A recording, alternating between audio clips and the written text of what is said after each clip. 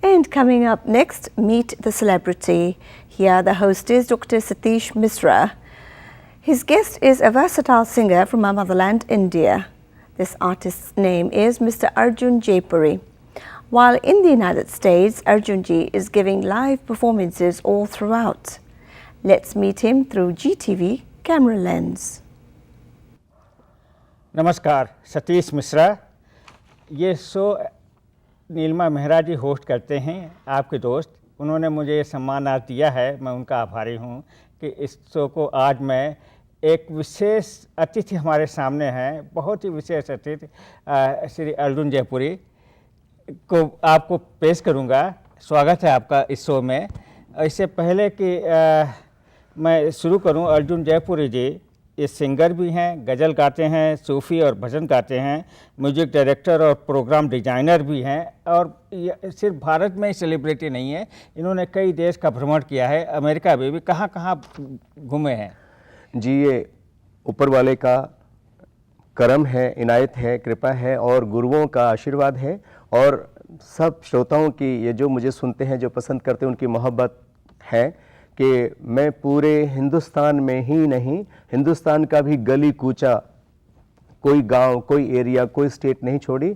और विदेशों में भी मैं जापान में 6 बार, और वहाँ से जापान गवर्नमेंट ने मुझे as an cultural ambassador award भी दिया है और चेकोस्लोवाकिया में मुझे अवार्ड दिया है और क्या कहते हैं बुल्गारिया में। तो बहुत सारा यूरोप और एशिया और अमेरिका, कनाडा मैं आता रहता हूं और मुझे श्रोता बुलाते रहते हैं, मेरे चाहने वाले मुझे याद करते हैं। तो मैं मतलब एक उड़ते पंछी की तरह से उड़ता रहता हूं बस। और इस देश में आपने ये कौन सा ट्रिप है दिस टाइम?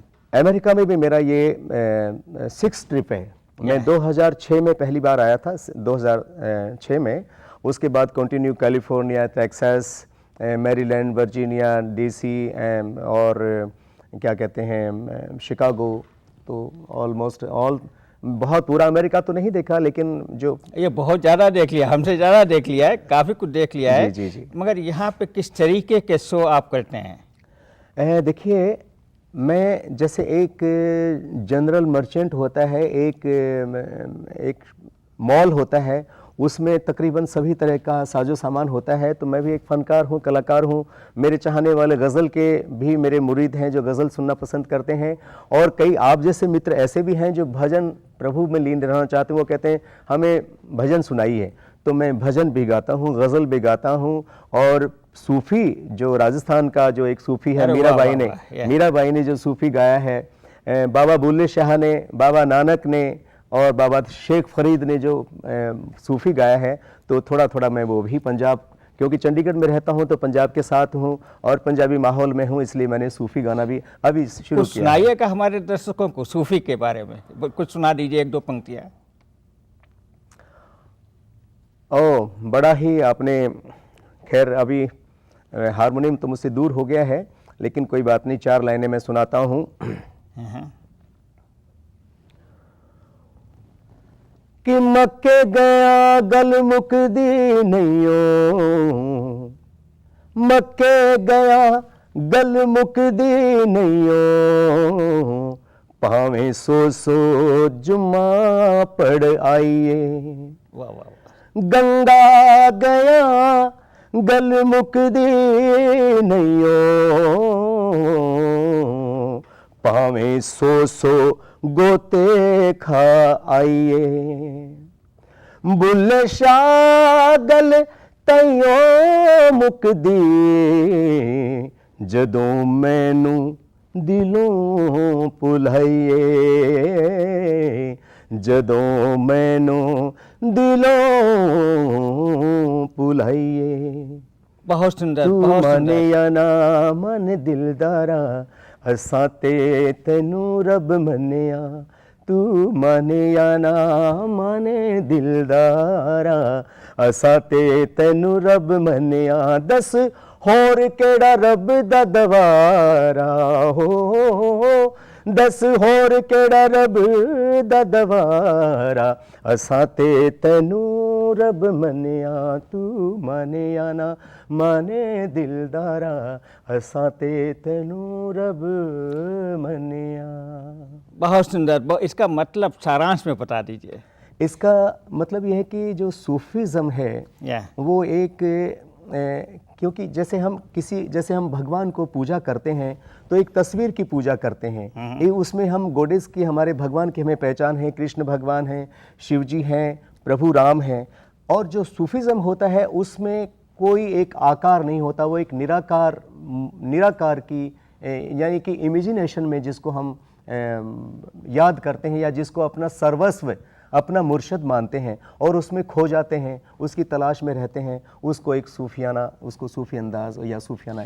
तो बहुत ही सुंदर। सूफीज़म भी अपने भारत में एक अंग है, उसका काफ़ी कुछ भारत ही की देन है, क्योंकि हमारे यहाँ पीर पैगंबर, औलिया, संत, बाबा बुल्ले शाह, बाबा नानक, शेख फरीद, मीरा जी, संत कबीर दास, हज़रत मोइनुद्दीन चिश्ती, ख्वाजा गरीब नवाज, ये सब औलियाज पीर पैगंबर हैं। तो ये सूफीज़म जो है उनकी जो उन्होंने जो इबादत की है, अरे वाह वाह वाह, मुझे तो उसका ये रंग है। बड़ा ही अच्छा लग रहा है। आप मुझे बता रहे हैं, हमारे दर्शकों को बता रहे हैं, क्योंकि सूफीज़म के बारे में ज़्यादा हमको ज्ञान नहीं है, मैंने कुछ सीखा है। और आप फाउंडर और डायरेक्टर हैं थिएटर ग्रुप के, ज़रा उसके बारे में बताइए कुछ, ये करता क्या है?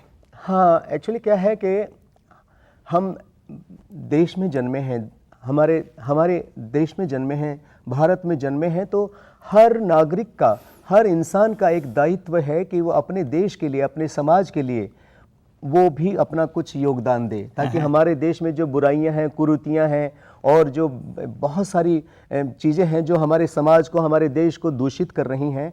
तो एक कलाकार क्या है कि एक मसीहा की तरह से होता है, उसको लोग पहचानते हैं, उसके फेस की वैल्यू है, उसके आवाज़ की वैल्यू है। तो वो जब लोगों को मैसेज देता है तो उससे लोग जानकारी लेते हैं, बहुत और सुंदर। देश के लिए, अपने और समाज के लिए भी कुछ करने का ये एक बताइए अवसर कि मिलता है। वो कुरीतियाँ हम लोग भी यहाँ ले आए हैं, भारत की कुरीतियाँ जो हैं जी, वो आपका ऑब्जर्वेशन क्या है कि भारत की कुरीतियाँ हम लोग भी यहाँ ले आए हैं या हम लोग भी कुछ करते हैं उसके बारे में है?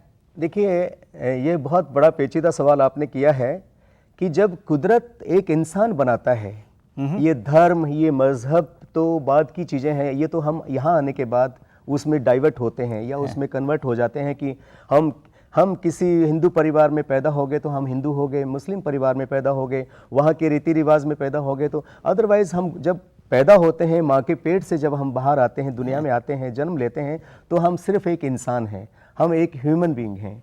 तो जो कुरीतियाँ हैं वो क्या है कि किसी चीज़ के पीछे आप दौड़ पड़ो या किसी को अनवांटेड चीज़ को आप ज़्यादा एक्सेप्टेशन बना लें, उसकी एक्सेप्ट करें या उसको ज़्यादा आप जहन में रखें और उसकी तरफ चल पड़ें, जो समाज को या हमारे दुनियादारी को जो थोड़ा सा दूषित करती हैं, तो हमें वो कुरीतियाँ ही होती हैं। जैसे आजकल हमारे पंजाब में भ्रूण हत्या यानी कि फीमेल फिटिसाइड, बच्चों को गर्भ में ही मार दिया जाता है पैदा होने से पहले। बहुत ही बड़ी कुरीति आज मैंने अमेरिका में भी देखा, जब मैं इस स्टूडियो में आ रहा था तो एक बैनर लिए कुछ महिलाएं खड़ी हुई थी, तो वो यही बैनर में संदेश दे रही थी कि ये जो गॉड गिफ्ट है, परमात्मा की जो चाइल्ड है, वो परमात्मा की देन है, उसको उसका मर्डर करना या उसकी डेथ, उसको जन्म से पहले मरवाना या मार देना, ये हमारे अख्तियार नहीं है, हमारे हाथ में नहीं है, ये गॉड का डिपार्टमेंट है। एकदम तो सही बात है, उसी को एकदम करना सही चाहिए। बात है। तो ये भी कुरीति है और बहुत बड़ी कुरीति है, इसके लिए हमें सबको जागरूक उसके रहना अलावा चाहिए। भी फंक्शन में इतना हम शो ऑफ करते हैं, जी, जी। मैंने देखा शादी वादी में इतना शो ऑफ कर, वो भी कुरीति है जो हम वो लाए भी हैं। कुरीति है,